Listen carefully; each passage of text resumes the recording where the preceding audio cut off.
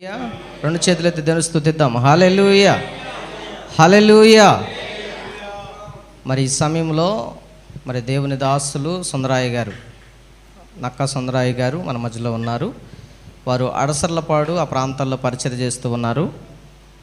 వారు ఒక 10 నిమిషాలు మరి నాన్నగారితో వారుకున్న బంధాన్ని తెలియపరుస్తూ కొన్ని మాటలు, దేవుని వాక్యాలు, మరి ఆదరణ కలిగిన మాటలు మనకు తెలియపరుస్తారు. వారిని ప్రేమతో ఆహ్వానిస్తూ ఉండగా మనందరం చప్పట్లు కొట్టి ఆహ్వానిద్దాం.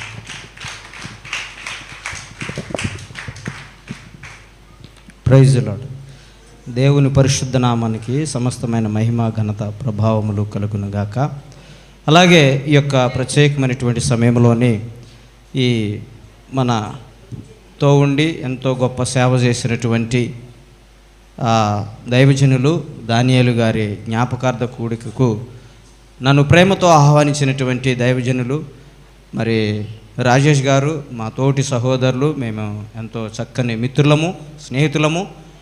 వారికి, వారి కుటుంబానికి, వారి అమ్మగారికి, అందరికీ కూడా నా ప్రత్యేక వందనాలు తెలియజేస్తూ, అలాగే ఈ వేదిక మీద ఉన్నటువంటి దైవజనులకు వందనాలు, కింద ఉన్నటువంటి దైవజనులకు అందరికీ వందనాలు తెలియజేస్తూ ఉన్నాను. దేవుని బిడ్డలారా, మనందరికీ తెలుసు, దేవుని వాక్యము సామెతల గ్రంథంలోనే నీతిమంతుని జ్ఞాపకం చేసుకొనుట ఆశీర్వాదకరము అని దేవుని వాక్యాన్ని మనము చదువుకొని తెలుసుకొని ఉన్నాము. దేవుని బిడ్డలారా, మరి దానియేలు గారు బ్రతికున్నప్పుడు వారితో నేను అంతగా ఎక్కువ లేదు, కానీ బతికున్నప్పుడు ఒక 3 సార్లు నేను వారితో మాట్లాడాను, వారిని చూశాను, మేము కలిసి ప్రార్థన చేసుకున్నాము. ఒకరోజు వారి గృహములో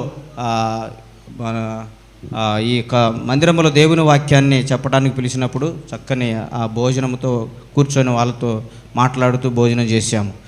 దేవుని బిడ్డలారా, దేవుని వాక్యములోని నీతిమంతుని జ్ఞాపకము చేసుకొనుట ఆశీర్వాదకరము అని ఈ మాట ఎవరు మాట్లాడారు బైబిల్ గ్రంథములో అనంటే సొలొమోను గారు ఈ మాటలు రాస్తూ ఉన్నారు. సొలొమోను గారు 3 పుస్తకాలను రాశారు బైబిల్ గ్రంథములోని. అది మనందరికీ తెలిసినటువంటి పుస్తకాలు. ఆయన గారు మొదట తన యవ్వన వయస్సులో ఉన్నప్పుడు రాసినటువంటి పుస్తకము పరమగీతాలు అనే పుస్తకాన్ని రాశాడు. తర్వాత మధ్య వయస్కులో ఉన్నప్పుడు సామెతల గ్రంథాన్ని రాశాడు. తర్వాత వృద్ధాప్య దశలో ఉన్నప్పుడు అంతటిని అనుభవించి ఆయన మాట్లాడుతూ ఉన్నటువంటి పుస్తకం ఏమిటి అంటే ప్రసంగి, అర్థము వ్యర్థము అని మాట్లాడుతూ వచ్చారు. అయితే దేవుని బిడ్డలారా, ఇక్కడ సామెతల గ్రంథంలో వ్రాయబడినటువంటి ఓ శ్రేష్టమైనటువంటి మాట, మనందరికీ తెలిసినటువంటి మాట, నీతిమంతుని జ్ఞాపకము చేసుకొనుట దీవెనకరము ఆశీర్వాదకరం అనే చక్కని మాట అక్కడ వ్రాయబడి ఉంది. అవునండి, నీతిమంతులు ఎవరు? వారిని ఎందుకు జ్ఞాపకం చేసుకోవాలి అని అంటే, ఎవరైతే క్రీస్తు రక్తము చేత కడగబడినటువంటి వారు, ఎవరైతే క్రీస్తుని యందు విశ్వాసం ఉంచినటువంటి వారు ఉన్నారో వారినట మనము జ్ఞాపకం చేసుకున్నట్టు వలన మనకు ఆశీర్వాదం కలుగుతుందట. ఎలా కలుగుతుందండి ఆశీర్వాదం అని అంటే, నిజంగా మరి దానియేలు గారు వారు నిజంగా ఈ అద్భుతమైన మందిరాన్ని చూస్తే మనం చెప్పొచ్చు, వారికి ఉన్నటువంటి భారం, వారికి ఉన్నటువంటి భక్తి, ప్రార్థన, విశ్వాస మూలాలు ఏ విధంగా ఉన్నాయనేది మనకు అర్థమవుతూ ఉంది. వారెంతగానో శ్రమపడి కష్టపడి ఈ పరిచర్యను ఈ గ్రామంలో, తర్వాత ప్రక్క ప్రాంతాలలో ఆయన పరిచర్య చేస్తూ వచ్చారు. నిజంగా వారు మాట్లాడిన ప్రతి మాట ఎంతో విశ్వాస సంబంధమైనటువంటి మాట. శ్రమపడి సువార్త ప్రకటించి అనేక ఆత్మలను ప్రభు యొద్దకు నడిపించినటువంటి వ్యక్తులు వారు. కనుక వారి విశ్వాసను, వారి భక్తిని, వారి ప్రార్థనను, వారి భారాన్ని మనం జ్ఞాపకం చేసుకుంటూ, వారితో పాటు మనమందరమును, కుటుంబస్తులు అందరమును కూడా జ్ఞాపకం చేసుకుంటే మనకి అవి ఆశీర్వాదాలు అని బైబిలు మనకు స్పష్టంగా చెబుతూ ఉంది. కనుక దేవుని బిడ్డలారా, మనం చూసినట్లయితే హెబ్రీలు రాసిన పత్రికలోని 12వ అధ్యాయంలో ఒక మాట ఉన్నది. మొదటి మాట ఏమిటంటే, ఇంత గొప్ప సాక్షి సమూహము మేఘము వల్లే మనల్ని ఆవరించి ఉన్నందున సులువుగా చిక్కులు పెట్టి పాపమును మనము విడిచిపెట్టి ఏమని ఉన్నది అని అంటే, పరుగు పందెములు అంటే మన ముందున్నటువంటి పందెము, మన ముందున్నటువంటి గురి కొరకు మనం పరుగుతిద్దాము అనే మాట అక్కడ వ్రాయబడి ఉన్నది.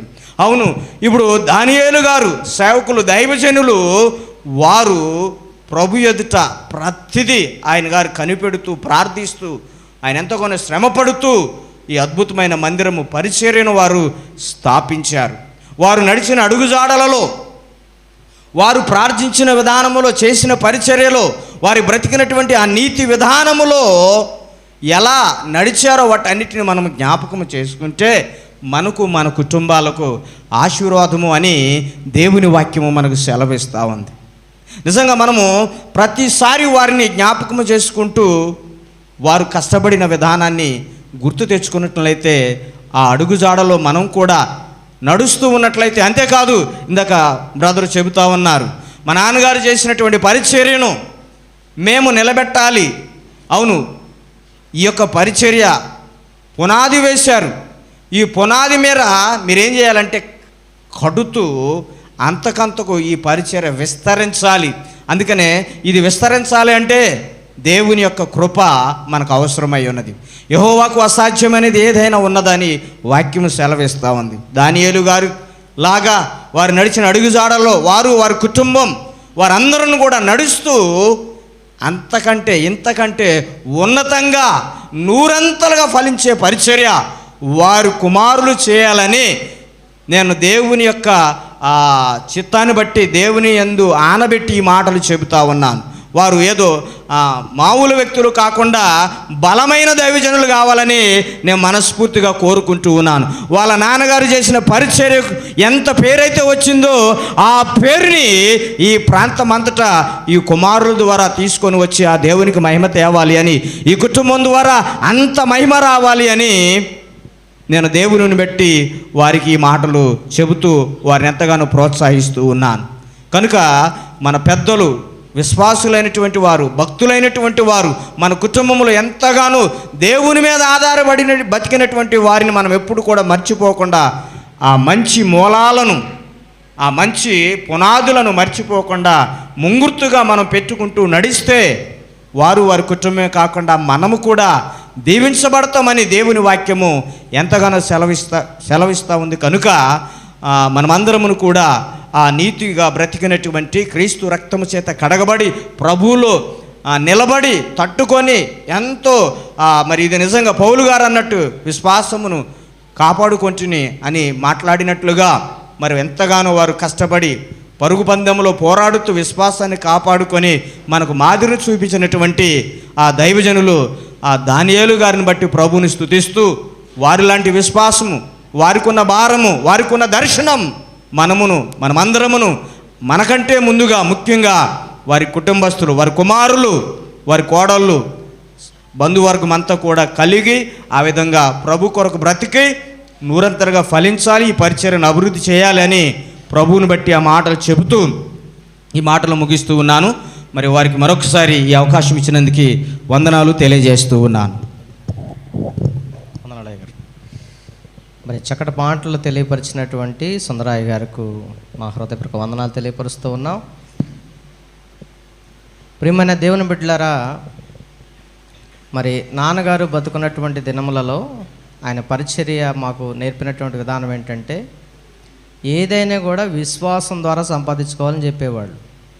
ఏదైనా కూడా విశ్వాసం.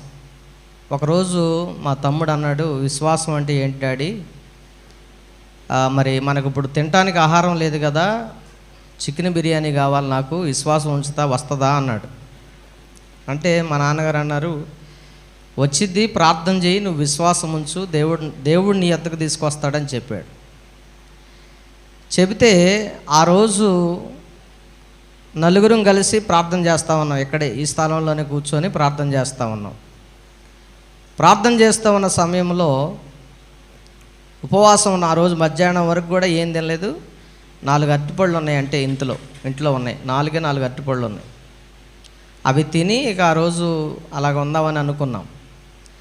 అయితే ఆ సమయంలో ప్రార్థన చేస్తూ ఉన్న సమయంలో ఎంసూరు నుండి విజయమ్మ గారు, అలాగే అన్నపూర్ణ మా అమ్మగారు, లక్ష్మీనరసింహ అమ్మగారును విజయమ్మ గారు వాళ్ళిద్దరూ కూడా బట్టలు, అలాగే మరి భోజనం, చికెన్ బిర్యానీ వండుకొని తీసుకొని వచ్చారు. దేవునికి మహిమ కలుగునుగాక. అంటే దేవుడు మనం విశ్వాసం ఉంచితే ఏదైనా ఇస్తాడు అనే విశ్వాసాన్ని మాకు నేర్పించారు. ఈ రోజుకు కూడా మా దగ్గర డబ్బులు ఉన్నా లేకపోయినా కూడా ఏ విధము చేతనైనా సరే విశ్వాసముతో దేవుడు మమ్మల్ని ముందుకు నడిపిస్తూ ఉన్నాడు. ఈ మాట అయితే వాస్తవం. దేవునికే మహిమ కలుగునుగాక. మా బిడ్డలకు కూడా మేము అదే నేర్పుతాం. ఏంటంటే మీరు విశ్వాసం ఉంచండి, దేవుడు చేయిందంటూ ఏది ఉండదని మేము నేర్పుతూ ఉన్నాం. కాబట్టి దేవుడు ఈ మాటలను దీవించునుగాక.